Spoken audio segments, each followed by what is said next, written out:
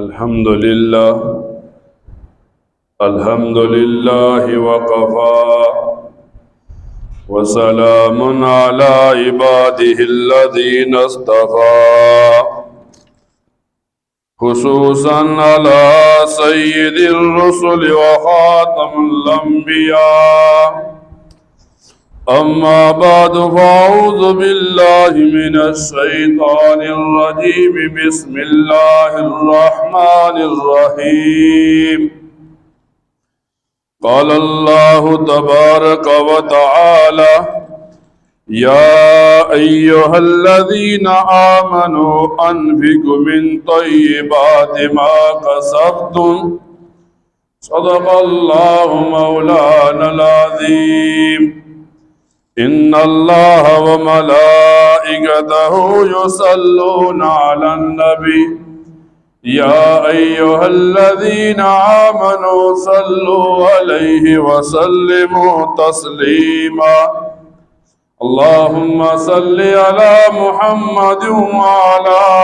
آل محمد كما صليت على إبراهيم وعلى آل إبراهيم إنك حميد مجيد اللهم بارك على محمد وعلى آل محمد كما باركت على إبراهيم وعلى آل إبراهيم إنك حميد مجيد۔ قرآن کریم کی ایک آیت مبارکہ کا ایک حصہ تلاوت کیا۔ اللہ رب العزت ایمان والوں کو مخاطب کر کے ارشاد فرماتے ہیں کہ اے ایمان والو، اپنے پاکیزہ مال میں سے جو تم کماتے ہو اسے اللہ کی راہ میں خرچ کرو۔ دنیا کے اندر ایک مسلمان کلمہ پڑھتا ہے تو کلمہ پڑھنے کے ساتھ ہی اس مسلمان پر نماز کو فرض کر دیا جاتا ہے۔ پھر جب یہ آدمی دنیا میں کوئی کام کرتا ہے، مال و دولت اکٹھی کرتا ہے، تو یا تو اس کے پاس پیسے آ جاتے ہیں، سونا آ جاتا ہے، چاندی آ جاتی ہے، تو شریعت مطالعہ اسے بتاتی ہے جب اے مسلمان تو صاحب نصاب بن جائے تو اپنے مال میں سے 1 سال گزرنے کے بعد 40واں حصہ کسی غریب کو دے دے۔ اس معاملے کو شریعت مطالعہ زکوٰۃ کہتی ہے، اور زکوٰۃ میں کسی غریب کو مالک بنانا مسلمان کے لیے لازم ہے۔ ایک مسلمان جانور رکھتا ہے، گائے رکھتا ہے، اونٹ رکھتا ہے، بکریاں رکھتا ہے، تو شریعت مطالعہ بتاتی ہے اگر سال کا اکثر حصہ یہ باہر چر کر آتے ہیں تو سال گزرنے کے بعد اس مسلمان پر ان جانوروں میں زکوٰۃ فرض ہے۔ اسی طرح ایک آدمی زمین میں درخت لگاتا ہے، پھر ان درختوں سے پھل لیتا ہے، تو شریعت مطالعہ بتاتی ہے ان پھلوں کو بیچنے کے بعد جو پیسوں کا مالک بنا، ان پیسوں میں زکوٰۃ آتی ہے،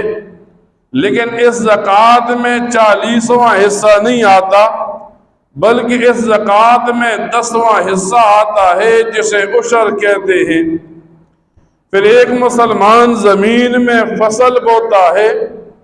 اور پھر فصل پک کر تیار ہو جاتی ہے، یہ مسلمان اس فصل کو گھر میں لاتا ہے، اب شریعت مطالعہ بتاتی ہے اس فصل پر زکوٰۃ ہے جسے عشر کہتے ہیں۔ حضرت عبداللہ ابن عمر رضی اللہ تعالی عنہ فرماتے ہیں مجھے نبی کریم صلی اللہ علیہ وسلم نے سکھایا اور بتایا کہ جب کسی زمین کو بارش کا پانی پہنچتا رہا اور پھر اس سے پھل لیا گیا، فصل لی گئی، تو اس پھل اور فصل پر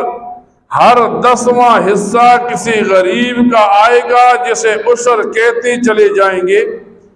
اور اگر آدمی نے کنویں کا پانی لگایا یا آدمی کی محنت پانی لگانے میں شامل ہو گئی، تو شریعت مطالعہ نے بتا دیا اب اس فصل کا 20واں حصہ کسی غریب کو دیا جائے گا، جسے عشر کہتے ہیں۔ حضرت معاذ بن جبل فرماتے ہیں جب مجھے نبی کریم صلی اللہ علیہ وسلم نے یمن کا عامل بنا کر بھیجا، تو نبی کریم صلی اللہ علیہ وسلم نے مجھے عشر کے بارے میں بتایا کہ وہاں پر لوگوں سے عشر لینا۔ اب ایک مسلمان دیکھتا ہے زکوٰۃ بھی مسلمان پر فرض ہے، ایک مسلمان دیکھتا ہے عشر بھی مسلمان پر فرض ہے، لیکن عشر میں اور زکوٰۃ میں فرق یہ ہے، زکوٰۃ اس بندے پر آتی ہے جو صاحب نصاب ہو، جس کے پاس سونا ہو، چاندی ہو، پیسے ہو، اور پھر ان پیسوں سونوں پر چاندی پر 1 سال گزر جائے تو اس مسلمان پر اس مال کا 40واں حصہ آتا ہے، اسے زکوٰۃ کہیں گے۔ لیکن ایک غریب نادار آدمی ہے، خود زکوٰۃ لیتا ہے، لیکن زمین میں فصل بو دی، پھر وہ فصل پک کر تیار ہو گئی، اب یہ آدمی غریب ہے تو یہ نہیں کر سکتا کہ یہ آدمی کہے میں غریب ہوں، میں عشر نہیں نکالوں گا۔ شریعت مطالعہ سے بتاتی ہے تو امیر ہے یا غریب، جب بھی تو زمین سے کوئی چیز لے گا تو اس چیز پر تیرے لیے عشر لازم ہو جائے گا۔ ایک مسلمان جب زمین میں فصل لگاتا ہے، فصل لگانے کے بعد ایسا ہوا فصل پک کر تیار ہو گئی، تو اب شریعت مطالعہ اس مسلمان کی رہنمائی کرتی ہے کہ چاہے تو اس ہی فصل میں سے جو گھر میں لایا ہے وہ دے دے، چاہے اگر ایسا نہیں ہے تو اس وقت کے حساب سے جو رقم بنتی ہے اس رقم میں غریب کو مالک بنا دے، اس کے حوالے کر دے، پھر بھی فصل کا عشر ادا ہو جائے گا۔ حدیث مبارکہ میں آتا ہے نبی کریم صلی اللہ علیہ وسلم فرماتے ہیں قیامت کے دن 3 شخص سب سے پہلے جہنم میں جائیں گے، اور ان 3 شخصوں میں سے ایک آدمی وہ ہوگا جو دنیا میں زکوٰۃ ادا نہیں کرتا تھا، اب مال سے زکوٰۃ نکالے تو زکوٰۃ کہتے ہیں، زمین سے، فصل سے، باغات سے زکوٰۃ نکالے تو اسے عشر کہتے ہیں۔ اور یوں بھی آتا ہے حدیث کی کتابوں میں، علماء لکھتے ہیں نبی کریم صلی اللہ علیہ وسلم نے زکوٰۃ نہ دینے والوں پر لعنت فرمائی ہے۔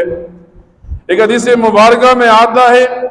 نبی کریم صلی اللہ علیہ وسلم فرماتے ہیں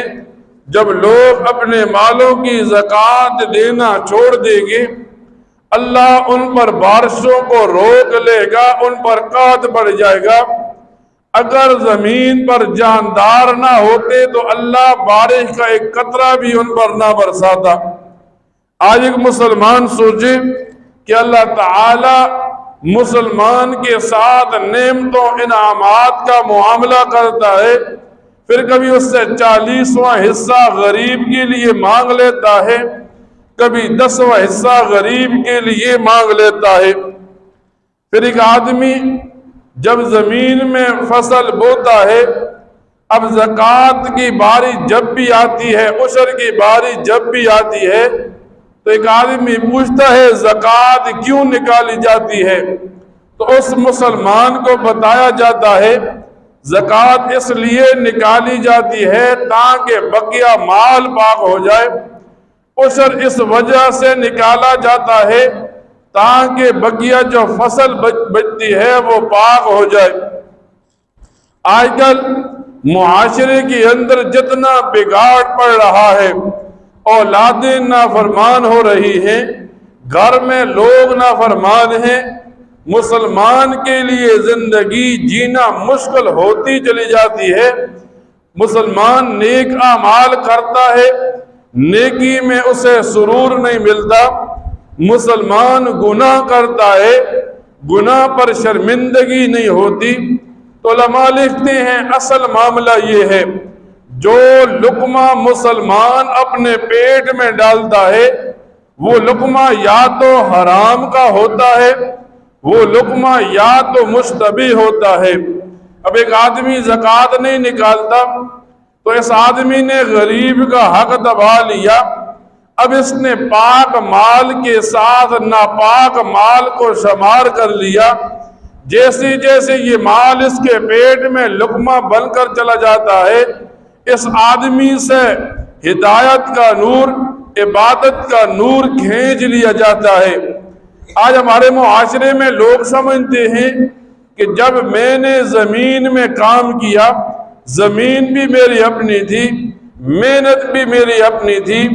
اور پھر میں 6 مہینے تک تکالیف اٹھاتا رہا، تو کیوں میں یہاں اپنی فصل سے 10واں حصہ نکال لوں؟ اب مسلمان کے ذہن میں یہ تشویش پڑتی ہے کہ صدقہ زکوٰۃ نکالنے سے مال کم ہوتا ہے، حالانکہ احادیث شریعت مطہرہ بتاتی ہیں جیسے جیسے مال سے زکوٰۃ صدقات نکلتے ہیں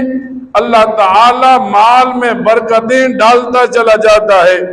ہمارے ہاں ایک رواج ہے، لوگ زمین میں فصل لگاتے ہیں، پھر وہاں مسلمان فصل لیتا ہے، تو اب مسلمان سمجھتا ہے میں نے جس دن گندم اٹھانی ہے تو جو کام کرنے والے افراد ہیں، جس مشین کے ساتھ میں نے گندم کا کیا، یہ مسلمان انہیں دے کر بعد میں حساب کرتا ہے، اب بقیہ گندم سے عشر نکلے گی تو مسلمان کو بتایا جائے گا۔ فقہ کا اصول ہے، ہم جس امام کے مقلد ہیں، امام اعظم امام ابو حنیفہ کے، اس نے احادیث کا نچوڑ نکال کر مسلمان کو بتایا،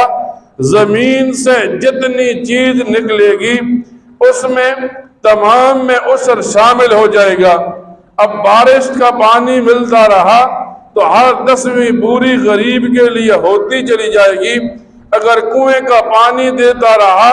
ہر 20ویں بوری غریب کی ہوتی چلی جائے گی۔ ہمارے ہاں لوگوں میں رواج ہے، ہمارے ہاں لوگ ایک آدمی کی زمین ہوتی ہے، دوسرا آدمی وہ زمین ٹھیکے پر لیتا ہے جسے ہم ٹک کہتے ہیں۔ اب ایک آدمی کی 20 کنال زمین تھی، دوسرے آدمی نے وہ زمین ٹک پر لی اور اسے کہا جب سال پورا ہوگا میں آپ کو 20 کنال کے 20 من گندم دوں گا یا 20 کنال کے 20,000 روپے دوں گا۔ تو لوگوں کے ذہن میں تشویش پڑ جاتی ہے۔ جب فصل گھر میں آتی ہے، فقہا لکھتے ہیں جب اس زمین کے بدلے کے اندر ایک چیز کو مقرر کر دیا گیا کہ 20 کنال میں 20 من گندم ہے، 20 کنال میں 20,000 روپے ہیں، اب زمین سے جتنی بھی فصل نکلے گی تمام فصل کا جو ٹگ ہے، جو عشر بنتا ہے، وہ تمام کا تمام وہ آدمی ادا کرے گا جس نے زمین ٹھیکے پر ٹگ پر لی ہے۔ مالک زمین پر عشر نہیں آئے گا جو ٹگ اس کے گھر میں پہنچتا ہے۔ آج ایک مسلمان کی رہنمائی اس وجہ سے کی جاتی ہے کہ جیسے جیسے ایک مسلمان دین سے دور ہوتا چلا جاتا ہے، جیسے جیسے ایک مسلمان ان چیزوں کو چھوڑتا چلا جاتا ہے، کبھی پیٹ میں حرام لقمہ ڈالتا ہے، کبھی پیٹ میں مشتبہ لقمہ ڈالتا ہے، اور پھر وہ مسلمان کہتا ہے مجھے عبادت کا سرور نہیں ملتا، میری دعائیں اللہ کے ہاں قبول نہیں ہوتی، میرے گھر میں گھر والے اولاد نافرمان ہیں، معاشرے میں تنگی کی زندگی گزارتا ہے،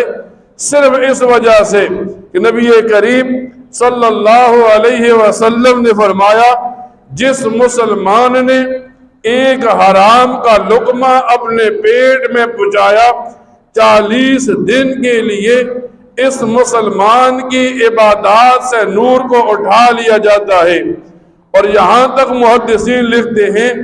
ایک حرام کا لقمہ کھانے کی وجہ سے اللہ 40 دن تک کی کوئی عبادت قبول نہیں کرتا۔ اب جب ایک جسم سارا ہی حرام کا بنا، مسلمان پر زکوٰۃ فرض تھی، اب اس نے زکوٰۃ ادا نہ کر کے اپنے پاک مال کو پلید کر لیا۔ ایک مسلمان نے زمین میں فصل لگائی گندم مکئی کی، اب عشر لازم تھا، اس نے غریب کا حق عشر نہیں دیا، اس نے پاک فصل کو پلید کر لیا۔ اب جیسے جیسے یہ لقمہ اس کے پیٹ میں جاتا ہے، نبی کریم صلی اللہ علیہ وسلم فرماتے ہیں جو جسم حرام مال سے پلتا ہے اس جسم پر جہنم کو واجب کر دیا جاتا ہے۔ حضرت عثمان غنی رضی اللہ تعالی عنہ فرماتے ہیں جو آدمی نمازیں تو پڑھتا ہے، جو آدمی عبادات تو کرتا ہے، لیکن وہ زکوٰۃ اور عشر ادا نہیں کرتا، اس مسلمان کی کوئی عبادت اللہ کے ہاں قبول نہیں ہوتی۔ آج ہم وہ عبادات تو خوشی سے کر لیتے ہیں جن عبادات میں کوئی خرچ نہیں ہوتا، صرف نماز پڑھ لیا خوش ہو گئے کہ ہم نے ایک فریضہ ادا کر دیا، لیکن جن فرائض میں کسی غریب کا حق آ گیا، حدیث میں آتا ہے نبی کریم صلی اللہ علیہ وسلم صحابہ کرام سے پوچھتے ہیں بتاؤ مسکین کسے کہتے ہیں؟ اب ہر صحابی کہتا ہے، کوئی کہتا ہے جس کے پاس کھانے کے لیے کوئی چیز نہ ہو، کوئی صحابی کہتا ہے جس کے پاس پہننے کے لیے کپڑا نہ ہو، کوئی صحابی کہتا ہے جس کے پاس رہنے کے لیے مکان نہ ہو۔ جب صحابہ کرام بات کر چکے تو نبی کریم صلی اللہ علیہ وسلم نے بتایا نہیں، بلکہ قیامت کا دن ہوگا، ایک آدمی نیکیوں کے پہاڑ لائے گا، اب اس کے گمان میں ہوگا وہ جنتی ہے، لیکن یوں ہوگا ایک آدمی کھڑا ہوگا کہے گا اس نے میرا حق دبایا، کسی کی زکوٰۃ دبا لی، اب غریب کا عشر دبا لیا۔ فرمایا نبی کریم صلی اللہ علیہ وسلم نے اللہ تعالیٰ اس آدمی کی نیکیاں لیتا جائے گا، جن کے حقوق دبائے تھے انہیں نیکیاں دیتا جائے گا، یہاں تک کہ نیکیاں ختم ہو جائیں گی۔ پھر نبی کریم صلی اللہ علیہ وسلم فرماتے ہیں اللہ تعالیٰ بقیہ لوگوں کے گناہ لیتا چلا جائے گا، اس آدمی کے نامہ اعمال میں ڈالتا چلا جائے گا۔ ایسا وقت ہوگا جب معاملہ ختم ہوگا، اس آدمی کی نیکیاں ختم ہو جائیں گی اور گناہوں کے پہاڑ کھڑے ہو جائیں گے۔ اس آدمی کو بتایا کہ مسکین کہتے ہیں۔ آج جب ہمارے گھروں میں فصل آ گئی تو ہمیں چاہیے اپنے اس فصل کو پاک کرے، اپنے اس لقمے کو پاک کرے جو ہم اپنے پیٹ میں ڈالیں گے، اپنی اولادوں کے پیٹ میں ڈالیں گے، تاکہ جب ہم عبادت کریں تو عبادت کا سرور ہو، جب گناہ ہو جائے تو ہمیں کوئی نہ کوئی غم لاحق ہو جائے۔ اللہ تعالیٰ سے دعا کیا کرے اللہ تعالیٰ ان باتوں کو سننے کے بعد ان پر عمل کرنے کی توفیق عطا فرمائے۔ وآخر دعوانا